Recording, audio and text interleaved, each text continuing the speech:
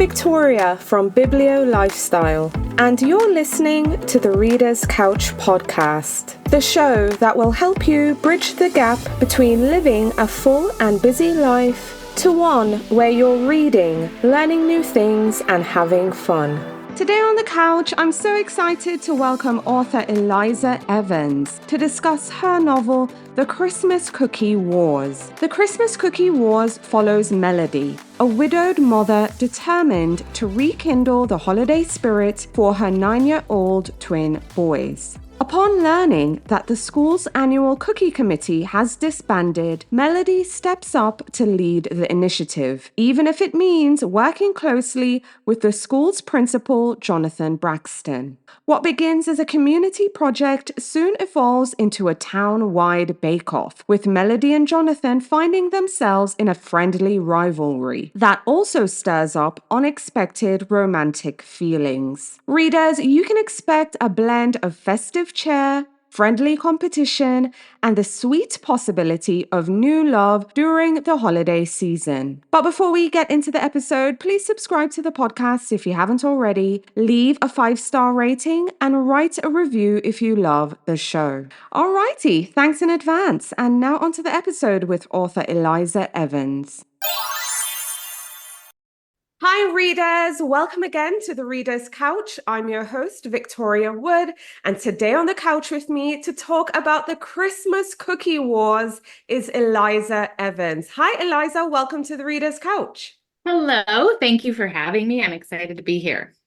Yay! I'm thrilled to have you on. Really excited about the Christmas Cookie Wars. I love the Christmas Cafe, so I'm glad you did it twice. So we have holiday reads to look forward to. But how are you feeling now that your second book, The Christmas Cookie Wars, is out now? I'm really excited to get it out there. After working on it for so long, it's always like this just really exciting moment when it comes out. And just the feedback has been so fun. That's one of my favorite parts is reader feedback. So it's just so fun to have those emails coming in and pictures of people with the book. And you have to celebrate when it comes out. It's a lot of work. Yes, absolutely. So you've heard it here. If you read this book, be sure to share it with Eliza as well. But tell our listeners, I want them to hear it straight from you. Tell us about your book, The Christmas Cookie Wars. What can readers expect? What's your elevator pitch? So the Christmas Cookie Wars is about a widowed mom, and she has two 10-year-old twin boys. And she's made them her whole life. So she's been living for them ever since they lost their father. And they're starting to grow up, though. So they're starting to get older and starting to be busier and have their own thing going on. And they're also starting to let go of their holiday traditions and not be quite as excited about all the Christmas magic. So she comes up with this plan to keep the Christmas magic alive for her two kids. And so that is how she gets involved with the Christmas Cookie Committee at the school. And even though she's not a baker, she somehow gets wrapped into this whole contest with the very handsome Jonathan Braxton, the principal. And so that creates just a lot of fun conflict throughout the book. Yes, I loved it. And we see how one little itty bitty argument turns into this big cookie bake-off, which I thought was really fun. I love anything competitive. I think it's really exciting to read on page. And of course, we get some holiday magic. So you shared Melody. She's a mom. She has twin boys. The boy's father just passed. You said she's trying to hold on to those Christmas traditions. Mm-hmm. But what happens is something happened at the school. They're not doing the cookie committee anymore. There's tension happening. But tell us about Melody and her mindset to decide, I'm going to take over this committee myself because I can't afford for my boys to not have something else taken away from them. So that would, I guess you could say, it's one less Christmassy thing for them to do. Yes, they're starting to give up on Santa Claus and so she's thinking, okay, we can't lose all of our traditions in 1 year. And so when she hears that the Christmas Cookie Committee has been disbanded from the school, and it's always been such an integral part of their holiday traditions together as a family, even the memories with their dad. And so she decides, I don't need to be a baker. I can run a committee. I can bring in the right people to help. and just decides to take it on. And it's for her kids, it's for her boys. And she figures it'll give them a way to spend more time together and to just make it all about family again for the holidays. Yes, absolutely. But of course, there's someone in her way, and that's a school principal. They go at it at each other. And like I said, a small argument turns into this big explosion. Tell us a bit about Jonathan, the principal, and what's going on with him and why he and Melody are butting heads. Okay. Jonathan was a very fun character to write. I just envision him strong leader type, right? But buttoned up. And Melody is the exact opposite, which I thought was pretty fun to work with. So she's creative and she's spontaneous. And Jonathan is on the other end of that spectrum as far as being very structured. And especially as the principal of the school, he's aware what other people are thinking, and he has to be the authoritative figure all the time. And so that creates a lot of good tension for them in just personality wise. He has a soft side, though. I guess you could say he is a single dad as well. So he shares custody of his daughter, who's a teenager. And in a way, he understands what Melody's going through because his daughter's growing up too. And he's watching that and watching things change, right? As the kids grow up, things change in your world. And so they have that great connection point of relatability and understanding together. Yes, I saw that and I was like, okay, just get it together already. But needless to say, we do get that feel good ending in the end. So you're going to have to read and stay tuned. I really love this one for the holiday magic. It was just oozing on the pages. It was a great escape. And I think especially during the holiday season, you can read it ahead of time. If you're that person who wants Christmas to begin in October, fine by me. Yes. You want to celebrate Christmas all year round? Absolutely. Be sure to pick up this one. It's going to give you the holiday magic ahead of time, or you can savor it for December time. But I'm curious, Eliza, where did your inspiration for this one come from? I know you previously wrote The Christmas Cafe, which we're going to talk about in a bit. But where did the idea for a cookie war, cookie bake-off from school to get the town involved? Yeah, tell me about your inspiration. I love Christmas, obviously, and I love food, obviously. So that's a big theme in my books. And what's more iconic Christmas food than cookies, right? We all have our favorite cookies and our traditions around the Christmas cookies. And I was actually reading an article. It's so funny. I was thinking through, I knew I wanted to do something with cookies. So I like to do a lot of research and read articles. And so I found this article about a town not far from where I live, and they did a Cookie Days annual event. And it was like record breaking. I think they were in the Guinness Book of World Records or something for the biggest cookie. And then they had this huge celebration in town with just a cookie festival, basically. And I was like, how fun is that to have this whole event centered around cookies? And so that's where the inspiration came from. It wasn't holiday themed, but I thought that's perfect for the holiday theme. Yes, I couldn't agree with you more. And like I said earlier, you did the Christmas Cafe. We also had another town having an annual bake-off. So I believe you. You love Christmas and you love food because we got both in both stories. But for someone Right. who's listening who's not familiar with the Christmas Cafe, tell them a bit about it and their trip that they're going to take if they pick up a copy to Silver Bells, Wyoming. So it's another small town, an eclectic town full of fun characters. And that one is about a baker who's trying to save her Christmas cafe. So she doesn't own it, but she's worked there for years and her grandmother worked there.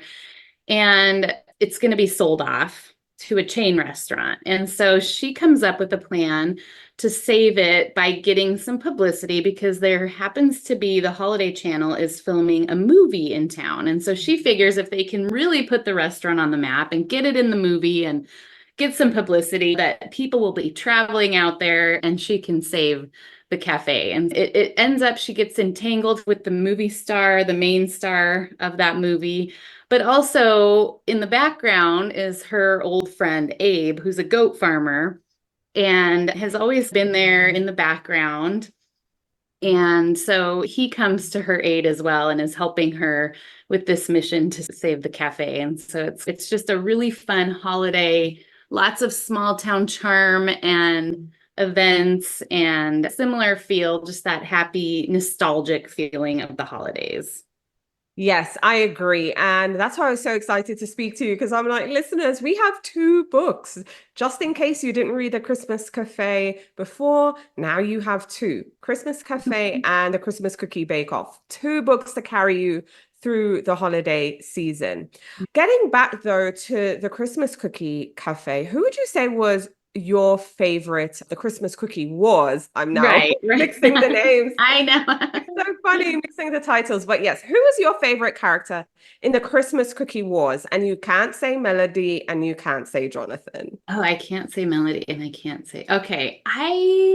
It's a tough one. There's so many other fun characters. Let's see. I would have to say Finn and Tate, the two boys, her Mhm. sons. I have two sons, and so they provided a lot of inspiration. Just their mischievous side, but really, they both have heart of golds and they love their mom, even though they're mischievous 10-year-old boys and getting into trouble sometimes. They were really fun to write too. It was really fun to write that dynamic with the boys and their mom, I guess you could say. Yeah. Yeah, yeah. I love that. I love hearing that was pretty cool. Mhm. Okay, so again, the book is The Christmas Cookie Wars. We have the Christmas Cafe. We love baking. I love baking. I love baked goods. I try to bake every week. It's just so much fun. It's so relaxing. But I want to get to know what are some of your favorite treats. So we're just going to talk a little bit about the holidays and traditions. What is your favorite holiday baked good? So not a cookie, but maybe like a cake or a pudding. Oh, What do you love the most? oh, that's a tough one. Let's see. I love, like, I'm thinking that we make this chocolate cake for Christmas, which is a family recipe, fudgy frosting, and decorate it with festive little flowers and stuff like that. So that's a big one for us, the family chocolate cake recipe that I we love a usually have for family dessert. recipe. I know. And I'm also a traditionalist. I love the pies at the end of the Christmas meal, right? We always have a pumpkin and a pecan, and we usually do like an apple cinnamon and either a coconut cream or a chocolate cream pie. I'm Ooh. telling you, the dessert table at our celebration is massive. It's just like To laid come out. to your house. That's always the most important part for us. We're like, what are we having for dessert? I think so. I think so. What's your favorite cookie? So my favorite cookie for Christmas specifically is a white chocolate dipped ginger snap. Ooh, I need Yes. to go try that. But I also have to say, so for this book, for the Christmas Cookie Wars, I did work with a professional baker to create an exclusive recipe for the eggnog creme brulee sparkle doodle cookies, we called it. And that is a fabulous cookie as well. It's a new creation. So that's a really fun one to try. Delicious, especially if you like that kind of eggnog, cinnamon, creme brulee taste. Yes. Love that because I love snickerdoodles. I love anything gingery and snap. I love anything dipped in. You know what? I just love cookies. I know. I think that's a recipe I might try because I'm always trying Yeah. something new every week or every other week. Okay, I might try that one for We had to kick it up a notch and make it sparkly. So there's edible glitter on it, and you caramelize the frosting and the sugar on top. You put sugar on top and caramelize it with a torch because she's such a fashionista and creative person. So she wanted her cookie to look good too. Now, it just didn't have to taste good. It had to look good and look the best out of everybody. I love that. That is awesome. What Christmas movie do you have to watch every year that you just put on the television? It's probably playing in the background while you're doing something, or maybe you actually sit and watch it. What's your favorite for you? But then also, what's your favorite family movie? Oh, that's okay. Favorite family movie. We always watch. Oh, I'm trying to decide between five different ones here. We always watch The Polar Express. And just the magic of that one, I think and of course, my boys always loved trains growing up. And so that was a good one for us. And so we always watched that one. And there's just so many good Christmas ones. Let's see. Trying to think of I love White Christmas because I'm a musical person. It's an old one, but it's an awesome one. I still watch that one. And I just love the singing and the dancing and the fun that way. Newer, oh boy. Trying to think. It's a tough one. What's your favorite? I love The Grinch. So in terms Oh, of, yes, that's a classic I too. have to have The Grinch on in the background. Mhm, If my mhm. sister comes to visit, we watch Home Alone together. So Of that's course, something we of do course. together. I'm Mhm. trying to remember this. It's an old classic. I watch that one with my husband every year. It's the one when you find the true meaning of Christmas and It's a he came. Wonderful Life. It's a Wonderful Life. Yes, that's That's it. it. And Thank that was you. Sylvie from the Christmas Cafe. That's her favorite too. And so Yes. she watches that every year. Yeah. Yep. That's a good Yes. one. That's also a very good one. It's Yep. so funny, but I didn't watch that growing up, but I watched it for the first time with my husband, so it becomes a thing now where we Yes. watch it And I all forgot together. about Home Alone. Home Alone is always on too at our house at some point. Yep. Yeah, that's like my sister and I keep telling her, I said, one day we are going to go to New York and do the hotel and do the pizza Oh, and then yeah. do the ice cream and just Yes. do the whole thing. I keep telling her, I said, one day, I said, it doesn't matter. We can be 70. We're going to do it one. That would be amazing. Yeah, so it's on the bucket list of, I'm like, one day we will get around to it. But Right. yeah, when it comes to kids, it's always The Grinch, Rudolph the Red-Nosed Reindeer, Hmm. and yeah, I think that's about it. What's one beverage you love at Christmas time? For me, I love an eggnog. I love eggnog. I like cider, even though I know that's apple cider. I know it's like more fall, Hmm. but I still like it. I love a mulled wine, but Wine, eggnog. I was gonna say, there's not, yeah, just that spicy cinnamony mulled wine is one of my favorites. Yeah, Yes, yeah. for sure. I always do that. Or I've made a mulled sangria too, which is also, and it Ooh. has a lot of fruit in it, which Mhm. you boil it on the stove. Yeah. So that would have to be just that comforting, Yes. warm drink in the winter is what I love. Yes, warm is good. Yes, for Mm. sure. So let's get into your books because I want to get some recommendations from you. What's your favorite holiday time read or your favorite childhood read that you can remember? Just Oh, a book that evokes holiday nostalgia, and then tell me about a new book that you like reading during the holidays.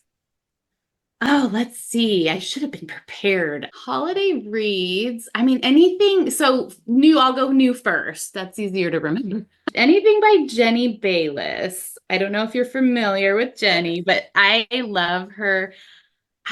They're quick-witted and they hit at all the heartstrings, right? And that's what you want in a Comforting. holiday read, right? You Mhm. want the humor a little bit, but you also want that nostalgia and that deeper sense of family and togetherness and joy. And so I feel like she does a really good job with all of that. She's one of my Love favorites. her. So any of her Yes. holiday reads are amazing.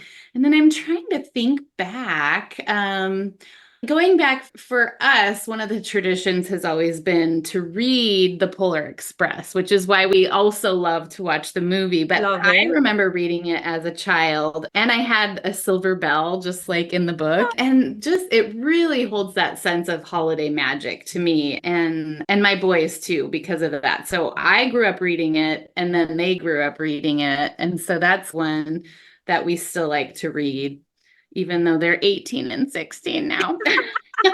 We should say, No. I still like to read. I still like to read. Listen, I endorse that 100%. I still read Letters from Father Christmas. Oh, So yeah, my grandmother had the book, so she would read from it to us. When I got old enough, then I started reading them aloud. My yeah, sisters there, because I was always the one wanting to read aloud. I was a read yeah, aloud child. yeah. Good. Yep. So It's those that traditions, right? It's such a part of your Christmas, your holiday season and memories. And yes. So there's something about those traditions that you do every year that have so much meaning. And especially as the kids do grow up or as things change over the holidays, then you go back to that. And that gives you that sense of connection and warmth for the holidays. Oh, absolutely. I even remember like my first holiday that I was not able to go home for, first Christmas. Mhm. And this is before I had kids, before I was married. And I had a copy of Letters from Father Christmas. And I was just Yep. like reading pages aloud, and my background is in healthcare. And I remember like we were there and I was just like, okay, everyone, we're reading Letters from Father Christmas. Good. Yeah, the night before, because I remember that first year we were working that Christmas Eve night. So it was like 6 p.m. Christmas Mhm. Eve, but we get off 6 a.m. Christmas. Oh, Yeah, it's yes, that dreaded shift, the that's six. terrible. But yeah, so I would be reading it aloud. So for me, whether because of doing it so much when I was little and growing up, it's Right. when I got older, now I'm on my own, I'm still reading it aloud. Now I have my own family, I'm still reading it aloud. Mhm. So it's Mhm. definitely something we read, even though they're probably not even paying attention to me, but I'm reading it anyway. Yeah. Yes. So have to love those traditions. So listeners, let us know what your traditions are because we'd love to hear from you as Yeah. well. But getting back to your books, so The Christmas Cookie Wars is a new book, but again, folks, pick up The Christmas Cafe if you haven't already. So you have two wonderful holiday reads to look forward to and also share them with a friend. But Eliza, what are you looking forward to when readers pick up one or both of your books? What are you hoping they might think or feel in an ideal world after they've turned the last page? I just hope they feel the warmth and togetherness. I love that. That's what I love about books. When I read a book, I want to feel like part of it, right? Part of the cast of characters. I want to feel those relationships. I want to feel like the main character is a good friend and that I've just spent some time with a good friend and to get just all those warm, happy feelings of the holidays. And maybe it sparks memories of traditions that they have or traditions they want to start, even. I think it's always fun to be inspired to start new traditions. You don't just have to stick with what you've always done, you can start a new tradition. And that's what Melody is realizing in the Christmas Cookie Wars, too. It's we've always done things this way, but the kids are growing up, things are changing a little bit, and it's okay to introduce new traditions too, even while you're holding on to the past. You can embrace the future as well. And so that's what I want to inspire in people. Just keeping traditions, but also being open to new traditions and ideas too. Yes, absolutely. And again, someone in the family had to be the first person to start something. So you can feel free to start your own traditions as well. Eliza, Yeah. thank you so much for coming on the show and speaking with me. This has been fun. Yes, it has. Thank you for having me. Thank you so much for listening to the Reader's Couch podcast. Please subscribe to the show, share it with a friend, and take a few seconds to leave a rating and review. Until next time, stay lounging, stay reading, and whenever you're in doubt, go straight to your local bookstore or library. Thanks again for listening, and happy reading.